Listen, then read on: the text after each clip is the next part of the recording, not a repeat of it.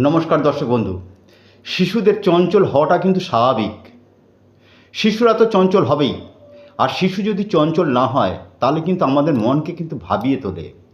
আবার যদি অতিরিক্ত চঞ্চল হয় তাহলে কিন্তু দুশ্চিন্তার কারণ হয়ে যায়। কারণ কি, কখন কি করে বসে।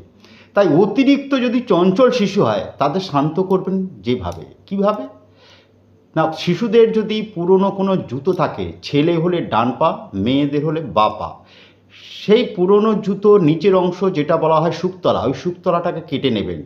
কেটে দুভাঁজ বা চার ভাঁজ করে মা কিংবা বাবা যেদিকে মাথা দিয়ে শোন খাটে, সেই খাটের পায়ায় যে কোনো একটা দিকে আপনারা ওইটা ভাঁজ করে খাটের পায়ার নিচে চাপা দিয়ে রেখে দিন।